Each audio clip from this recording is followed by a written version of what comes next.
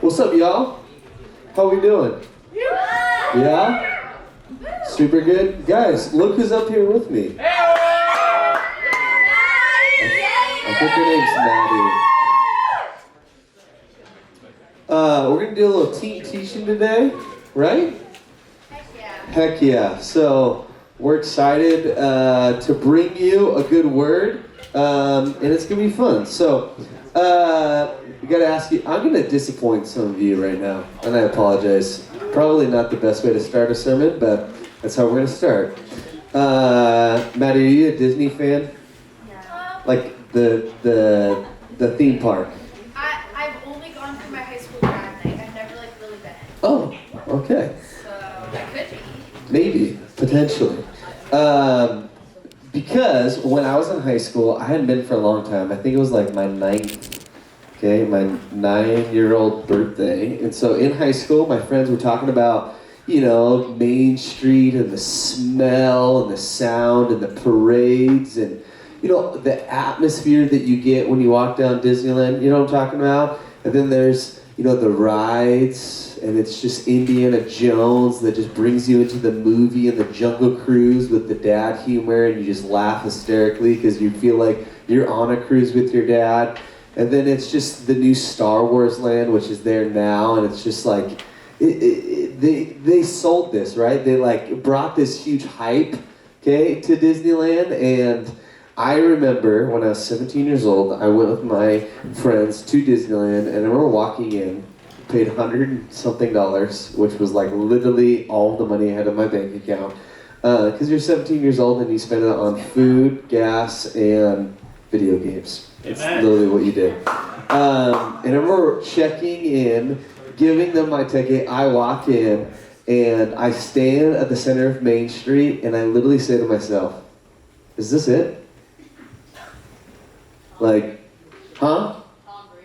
Tom Brady? He said, Is this it? He did, okay?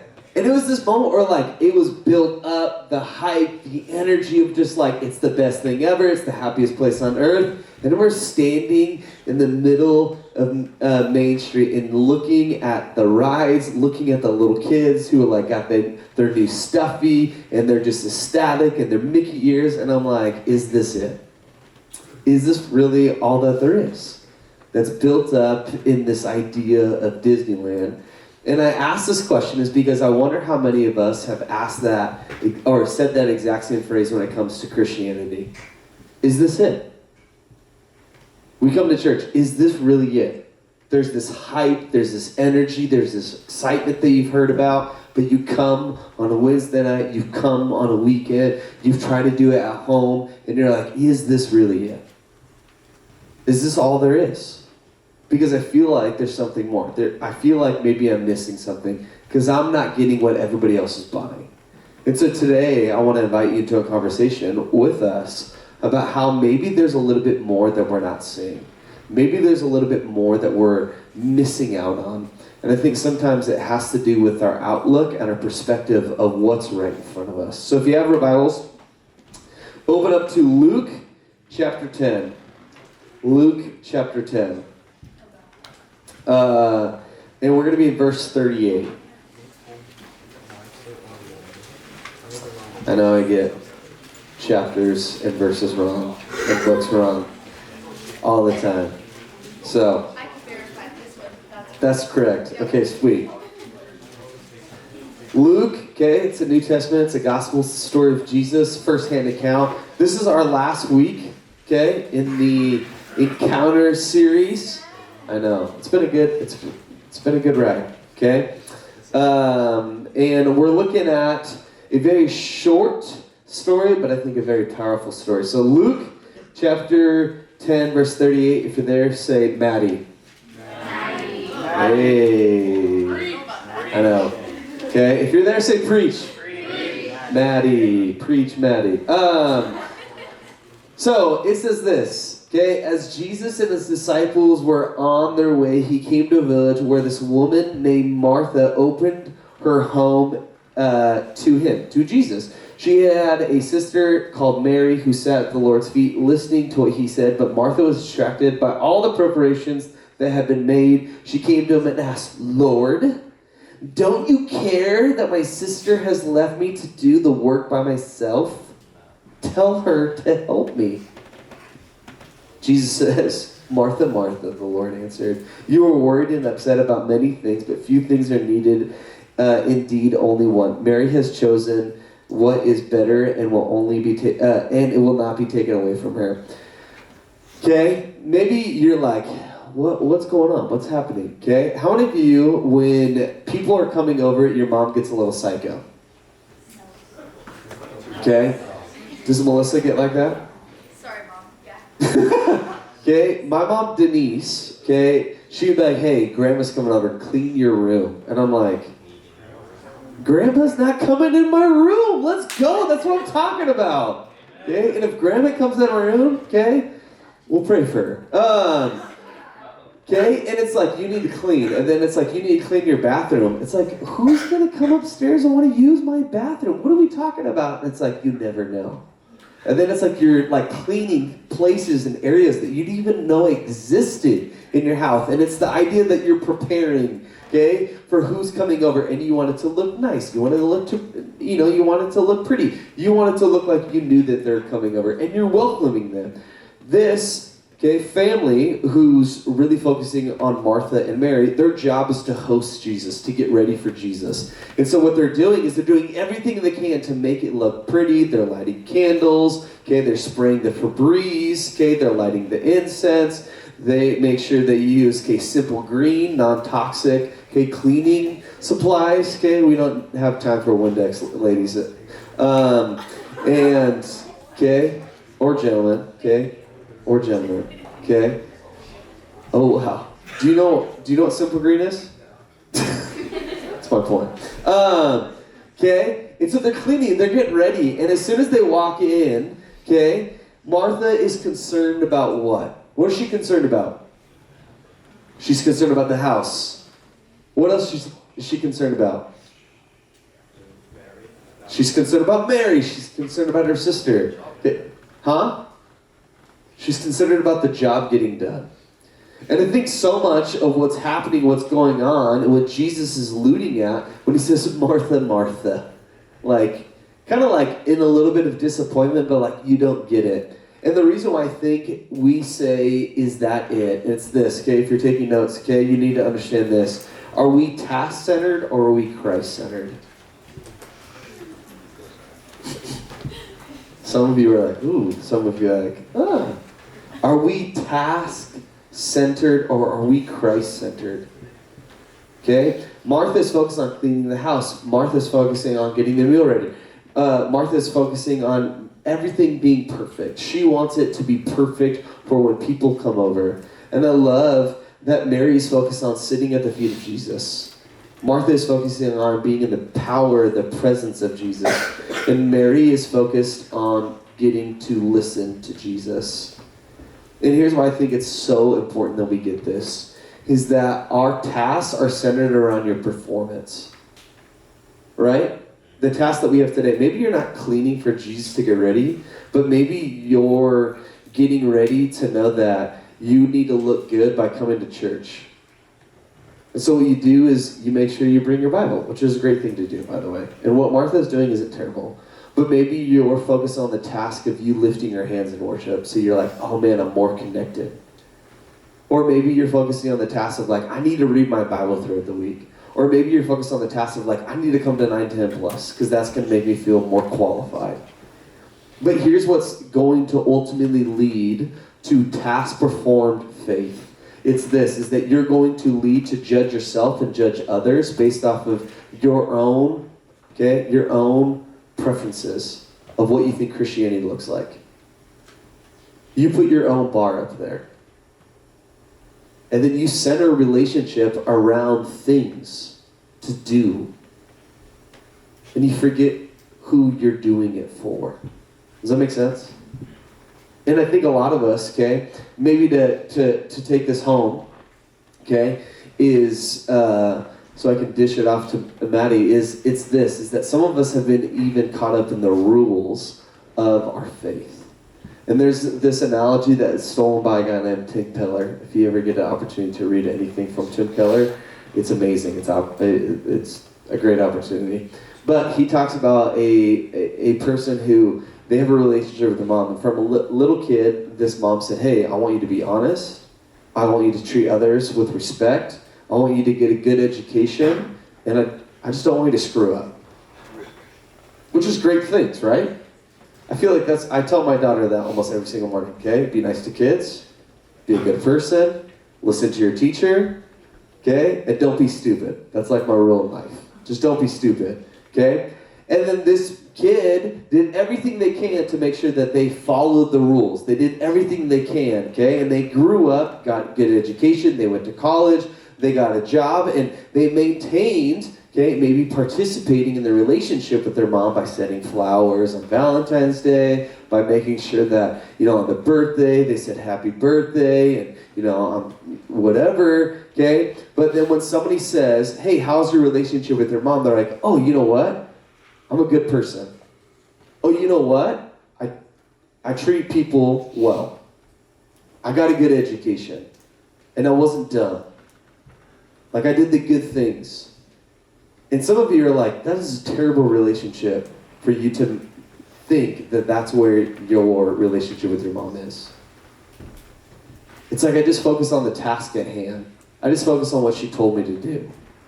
But we know so much more of a relationship is deeper than that. So much more is deeper than that. If you have time this week, okay, Philippians chapter 3, 9 through 11, Paul's talking about how we need to get to know Christ. That we get to know him intimately, personally. That we need to know him for ourselves and how we walk with him. And I think a lot of us, we're missing out on God. We're missing out on this relationship is because we're focused on the tasks of Jesus instead of being Christ-centered. And a lot of us, we get distracted from this, or we forget this, is because of what's happening and what's going on around us. So, Matt is going to take over from here about what gets us distracted from seeing Jesus. Yay! I'm so excited. So, how many of you guys came to camp with us? This winter camp, summer camp. It's pretty fun, huh? Yeah, you guys are so excited about it. I had a ton of fun with you guys at camp. But when we were preparing to go to camp, we had all your parents come in here for a little parent meeting. And we told them, okay guys, your kids are going to be asked to leave their phones at home. Some of the parents, they cheered and they were really excited about this. And others of them were like, oh no, what if they need to call me? What if something happens? And then when they told you guys, I wonder what your thoughts popped into your head of like, uh-oh, my snap streaks. What's going to happen to them when I don't have my phone for the next few days? Is that relevant still? Do we still keep the streaks? No? Wow, okay. I must be old news. Or what if it's like, okay, but my Be Reals. Is that better? Yeah. Be Real? I gotta keep my Be Real streak. That's a thing. Oh yeah, I'm running out. Okay. But our phones are something that we really love, and they're great. We get to do awesome things with them. We get to document memories. But when we asked you to leave them at home, we didn't do that to like be these big, scary, mean people that want to take good things from you. We did it because they can be really, really distracting. And when we take you guys to camp, we want to do what we can to eliminate distractions. Just like we see Martha in this story, she's distracted by these things that are kind of a part of everyday life. Like she's kind of used to hosting. She's used to having people over. She's used to making these preparations. I think our phones, we kind of get used to it. It becomes a pattern of our life. But they're also something that really distract us. So when we took you guys up to camp, it was probably a little hard the first few days. You like feel in your back pocket and you're like, oh my gosh, where's my phone? Because it becomes like part of you. But that's something that we do to eliminate a distraction. And then I think it's really interesting.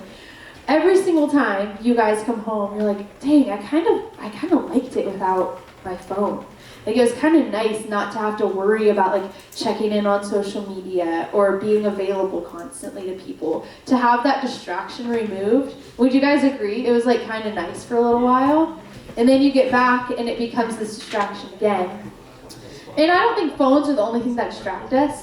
I think there's a lot of really good things that we can become distracted by. Like, sports. Those could be really good things that kind of distract us from the people around us, or we get really focused on our performance. Just like Martha, she's distracted by her performance of how well am I doing in this thing. So for some of you guys that is sports.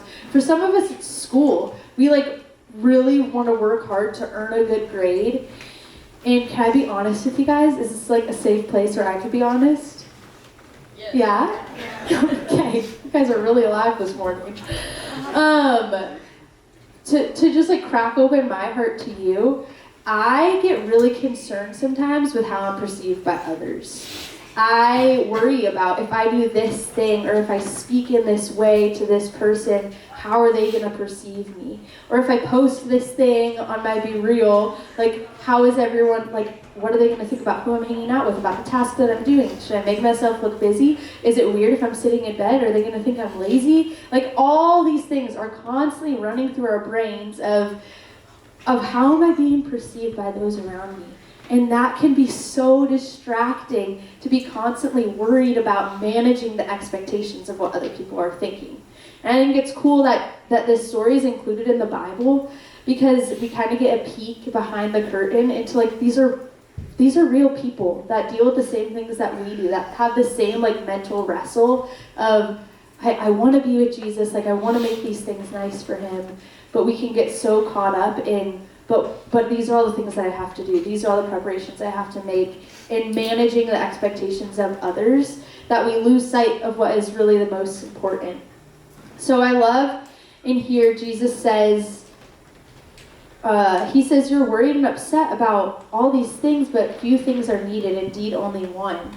And Mary's chosen what is better. We're going to talk about that a little bit later, but just that idea of there's like one thing that's important. And we're going to talk about that a little bit later, of what is that one thing. But Jesus is releasing her from the expectation, from the burden of managing all these expectations of the people around her. He's saying, Martha, it's okay that that you want to do these good things. Like, it's not bad that she's wanting to have a nice space for people to enter into, but she lost sight of the one thing that was most important.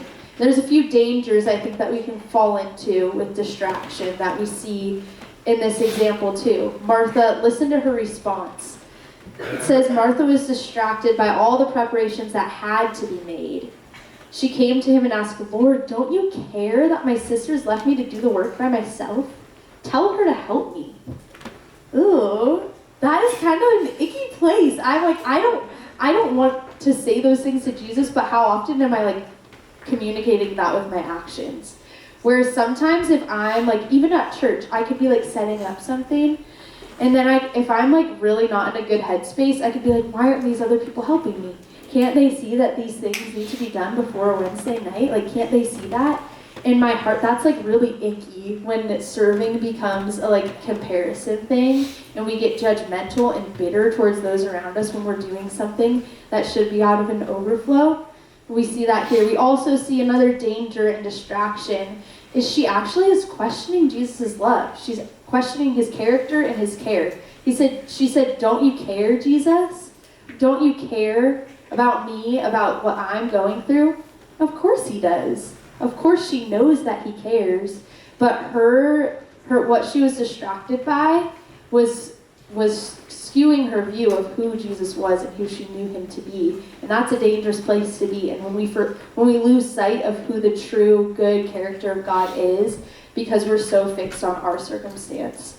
And then the last danger that we see is she's forgetting who's in control in the first place. Do you guys ever, this might just be for the girls, I don't know if boys do this, but I notice whenever I feel like something is out of control in my life, I like find myself cleaning things more. Like if I'm going through something hard, Simple I like, green? huh? Simple green? Simple green, of course. I find myself just like stress cleaning. Anyone else? Girl, do any guys do that? No? No? Okay. It must be nice. Well, that's what I do sometimes when I'm stressed out. And then I think about it, I thought about it a little bit more, and I'm like, why do I do that? Like, why do I clean when I feel out of control? And I think that heart comes back to, I'm cleaning these things when I feel out of control because it gives me a sense of control. It gives me something that I can manage and that I can be doing. And then sometimes it's like motivated by the approval of others. Like, if I can at least have this one thing clean and organized in my life, at least others can see that and like think that I have some things all together. But I wanted to bring a verse up, Galatians 1:10. It's such a good verse. I learned this verse in middle school because I was so concerned with what other people thought of me in middle school. Like, so concerned and so insecure and so lost. And I remember hearing this verse and it kind of just set me free from a lot of this like burden I was feeling to have everything together. And it just says, am I now trying to win the approval of men or of God? For if I were still trying to win the approval of men, I wouldn't be a servant of Christ. How simple is that? Like, am I trying to please these people or am I trying to please Christ? Because I really can't do both. Like, I can't manage both. And Jesus is the one thing that really matters. So would I be more concerned with pleasing him? And guess what pleases him, you guys? He's not asking us to perform all these tasks to please him. What pleases him is us just being with him. And we see that he confirms that right here with Mary. He says she chose what is better. She's just being with me, and that is what pleases our God's heart. So maybe you can think through some things in your life, are you working for approval? Or are you working from a place of approval? And Jesus already approved of you through the blood of Jesus. Are you freed by that, or are you feeling this expectation, this burden of expectation from those around you to win their approval? Because that is a really heavy burden to carry, and Jesus isn't asking us to. So, yes, I'm going to kick it back to David. It's good. So good. And so the distractions that we see Martha has kind of leaves us with the question of what? What should we be focusing on? What should we actually turn our attention to? And so that's what I kind of want to talk about. And I want to ask you a question, okay? Are we focusing on getting to know Christianity or getting to know Christ? I'll say it again. Are we focusing on getting to know Christianity or getting to know Christ? And I think maybe the simplest way to say this is, what would you say is what a friendship looks like? Okay, I know you're writing things down, so if I tell you to write something down, to do two things at once is literally impossible for a guy, right? That's why we don't clean when we're stressed out, because we can't think about being stressed out and clean at the same time. I know. Okay? Nah, they're not their heads. That's the most profound thing I've said all day. They're like, maybe that's why I never clean. Okay? But what are things that make a friendship? Okay? Humor? What are things that make you a good friend or make them a good friend? Yeah. Communication and loyalty, okay?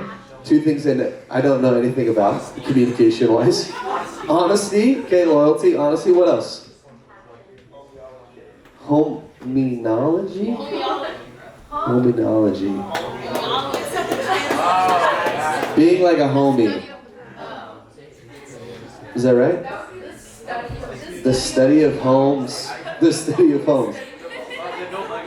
They build Legos with you. See? Okay?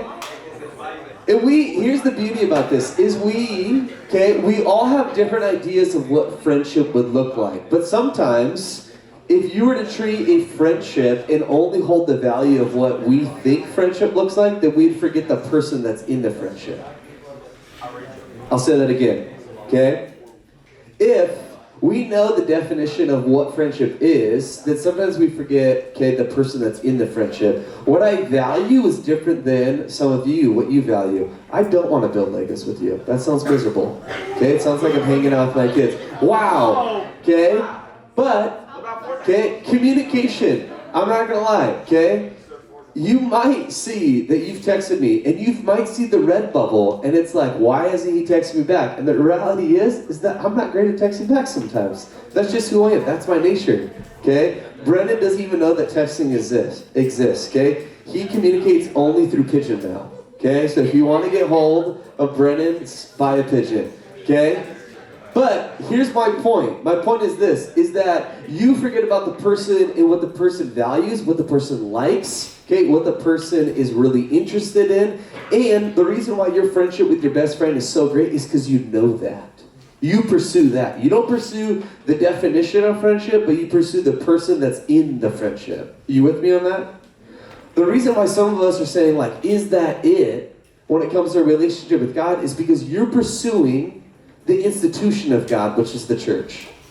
You're pursuing, okay, Christianity in a state of what, okay, is built up in our mind of like, oh, 910 is Christ. But that's not true. And the reason why we say that's it is because people at church have disappointed you. I have probably disappointed you. And I will continue to disappoint you. Who said it? Yeah. You don't want to build Legos. I'll give you a hug afterwards, okay?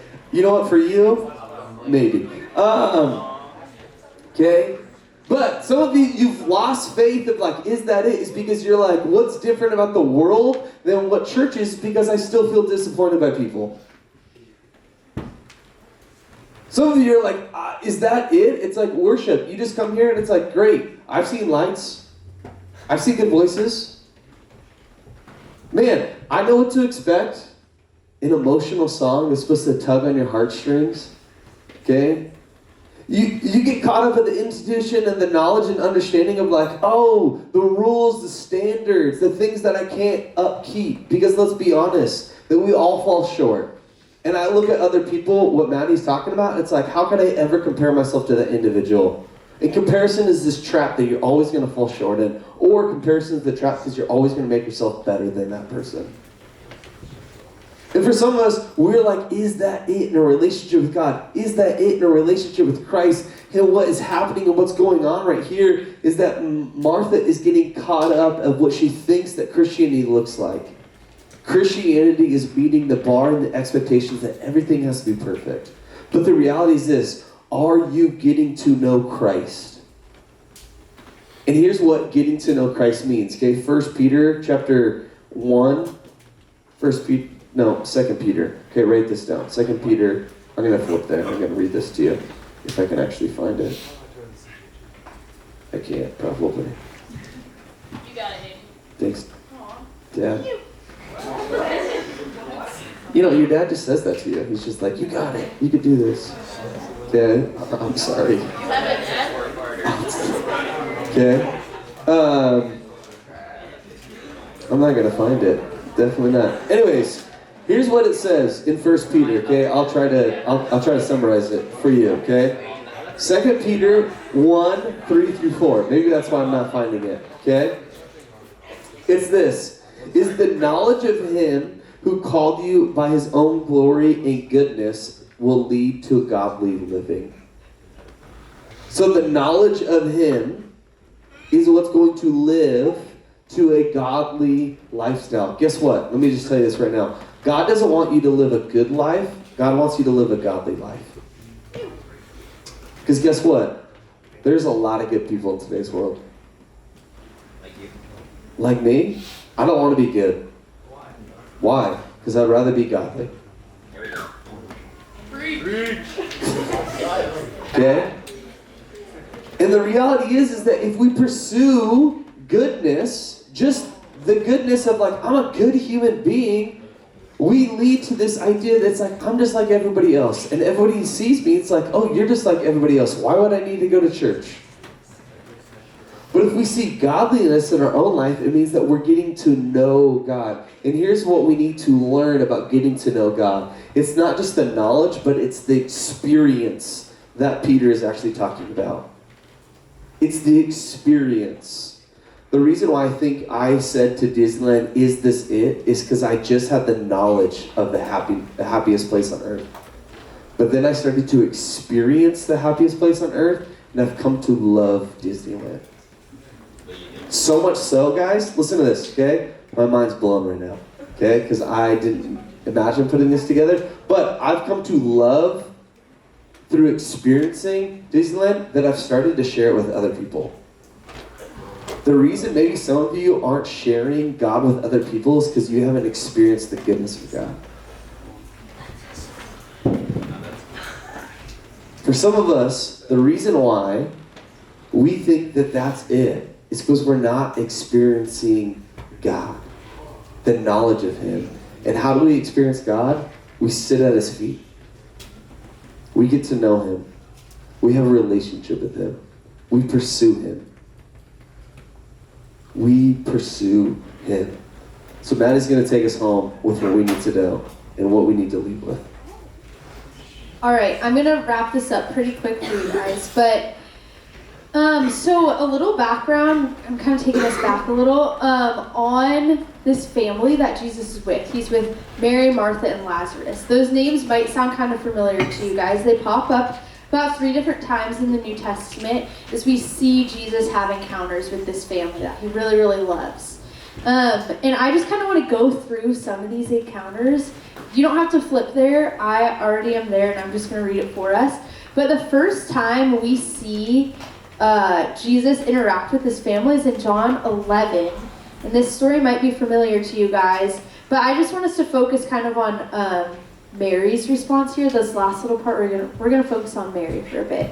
I want you to notice her in each of these encounters. So to set the stage, John 11, Jesus is coming into town because he heard that his really good friend Lazarus is dead. So he is coming to this family. Mary and Martha are his sisters. Obviously, they're pretty torn up because their brothers just passed away. And this is what Jesus is walking into. We see Jesus comes in, and when Mary, it says in verse 32, when Mary reached the place where Jesus was and saw him, she fell at his feet and said, "Lord, if you had been here, my brother would not have died." When Jesus saw her weeping, and the Jews who had come along also weeping, he was deeply moved in spirit and troubled. "Where have you laid him?" he asked. "Come and see," they said. And guess what it says right here? Jesus wept. Shortest verse in the Bible, I'm pretty sure. But we see Jesus weeping with Mary. But notice Mary, what does she do? She fell at his feet. Just take mental note of that. Then we see a little bit later, we have this story in Luke, where Mary, Martha, and Lazarus have Jesus over into their home. And where is Jesus? You can answer that. We just read it. Where is Jesus while Martha's making, or did I say Jesus? Where's Mary? While Martha's making all the preparations, do we remember where Mary's sitting? Good, at Jesus' feet. Then we see in John 12, I'm not going to get totally into it because we would be here for a long time, but Jesus is coming into town for this celebration called Passover that we've talked about a few times in this series. And Lazarus, spoiler alert, Jesus brings him back from the dead. He's there. He's alive. They're celebrating. And he was there for another dinner with Mary and Martha. And it says in verse 2, "Here a dinner was given in Jesus' honor. Martha served, while Lazarus was among those reclining at the table with him. Then Mary took a pint of pure nard, which was an expensive perfume, and she poured it on Jesus' feet and wiped his feet with her hair, and the house was filled with the fragrance of her perfume." In all 3 of these encounters that we hear about this family, Mary's posture is to be at Jesus' feet. She doesn't bring everything perfectly before him. She's not as concerned about preparing the house for him. She perfectly demonstrates what it looks like to be weak and undone in front of Jesus and to give him all that she has. This perfume was probably like a big part of her income. This was a lot to her. And we see her break it at Jesus' feet, laying it all there. And everyone looks at her. You read a little bit later, they're like, why would you waste that perfectly good perfume that you could go and sell and make probably a whole year's wages with, that one bottle of perfume? Why would you waste that on Jesus' feet? I don't want us to miss what Mary is seeing. And we could become so distracted with what people think of our presentation. We could even do that with Jesus. We can become distracted in our service to him. We can become distracted by preparing a space, by preparing ourselves and presenting ourselves before him. But if dependence on Jesus is our goal in life, then weakness should be seen as our greatest advantage. That we get to take our weakness before a God who loves us and who just asks to be with us. And we just get to sit and delight in his presence. And so I'm a preschool teacher, as many of you know. And they are so easily distracted because they're just these little kids that want to be doing fun things. But lately, we've been talking, we do these things called morning meeting, and they're all sitting there, and they get kind of squirrely. And I found something really cool recently. Whenever I notice them kind of start to lose their attention, I start telling them about God, which kind of sounds funny, but they are so fascinated by learning about who God is, because in their brains, this is like such a big, cool concept that they're learning for the first time. And they're hearing, he's kind of like a superhero to them. Like, they're getting to hear that there's a God who holds the world in his hands, and that he's so big, and that he loves them so much. And their faces, they get so excited to hear about this God, and they want to learn more. They're like, Miss Maddie, what about this? Miss Maddie, is the sky blue because God made it blue? Like, they ask me all these questions. One of them yesterday, or a few days ago, she was like, is God listening to us, like, right now? Like, is he here right now? And they just have this, like, awe of who God is as they're trying to learn and understand him.